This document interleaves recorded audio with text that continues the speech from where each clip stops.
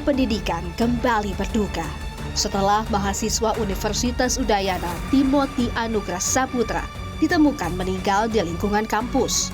Kasus ini kini berbuntut panjang. Keluarga mendesak kepolisian menginvestigasi penyebab kematian Timothy yang dinilai tidak wajar. Ingin mencari kebenaran kronologis dari kematiannya, karena yang selama ini kita terima itu beritanya masih simpang siur. Oleh sebab itu saya serahkan kepada pihak kepolisian, karena saya pun juga nggak bisa menghubungi masalah ini. Dan dari pihak kampus pun saya rasa juga kelihatannya juga masih bisa belum memberikan jawaban yang baik dan benar. Kepolisian Sektor Denpasar Barat telah memeriksa 19 saksi. Barang-barang korban ditemukan di lantai 4 gedung FISIP. Polisi menyimpulkan kematian ini bukan kecelakaan dan menduga korban menjatuhkan diri. Terpleset tidak ya, karena kan di sana itu tempat duduk, kemudian ada pagar balkon ya, begitu tuh.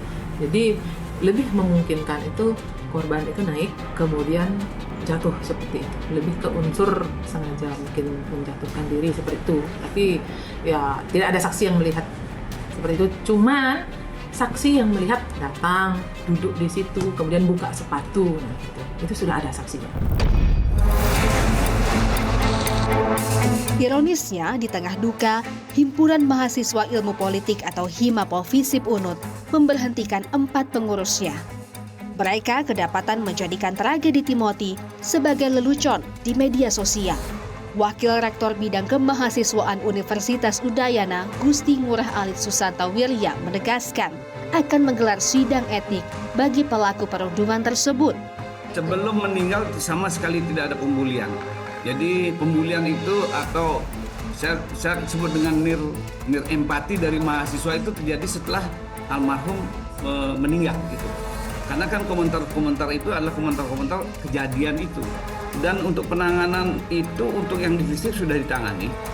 Beberapa fungsionaris organisasi kemahasiswaan di tingkat fakultas itu mereka diberhentikan dari tingkat fakultas. Selain dugaan perundungan, aksi nekatnya juga disebut akibat tekanan skripsi.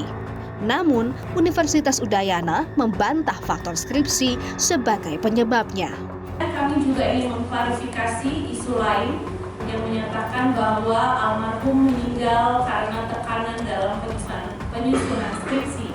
Proses bimbingan berjalan dengan baik, sangat komunikatif, dan dosen pembimbing selalu mengakomodir topik yang diajukan almarhum. Tidak ada catatan ataupun keluhan.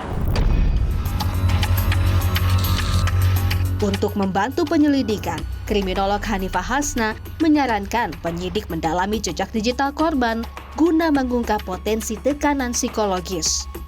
Bagaimana secara digital pasti ada kondisi-kondisi atau percakapan dengan temannya atau rekannya atau keluarganya yang menunjukkan ketertekanan dalam hal itu, gitu ya. Kita bisa melihat, mungkin bisa dilihat apa sebetulnya disampaikan dengan teman-temannya, atau mungkin dia pernah posting sesuatu di media sosialnya menunjukkan bahwa dia dalam kondisi yang tertekan. Sementara psikolog forensik Cassandra Putranto menekankan perlunya otopsi psikologis untuk membuktikan motif di balik kejadian ini. Yang jelas adalah otopsi psikologis di dalam pemeriksaan psikologi forensik. Apa saja yang menjadi bahan-bahan analisa, segala bentuk data kolateral yang memang bisa tersedia, mulai dari visum, lalu kemudian pemeriksaan terhadap saksi, pemeriksaan terhadap keluarga, pemeriksaan terhadap data-data mungkin bukti digital ataupun mungkin keterangan orang-orang terdekat, lalu kemudian siapapun yang misalnya bisa memberikan keterangan yang pada hari itu atau beberapa hari sebelum kejadian ataupun dari masa kecil sekalipun. Jadi semua data itu tentu akan diolah bersama dan akhirnya bisa menghasilkan hasil otopsi psikologis tersebut. Kasus ini turut mendapat perhatian dari Menteri Pendidikan Tinggi, Sains dan Teknologi Brian Yuliarto. Ia meminta pihak kampus Universitas Udayana proaktif memfasilitasi kebutuhan keluarga selama proses investigasi.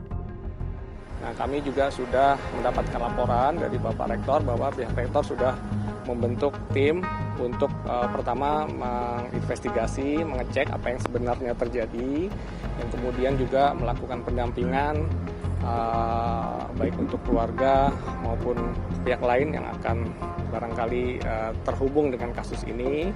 Kemudian juga memastikan bahwa ini kondisi kampus itu betul-betul kondusif, artinya tidak ada lagi hal-hal seperti ini bisa terjadi. Mari kita kembali mencermati, melihat dengan hati-hati kondisi mahasiswa.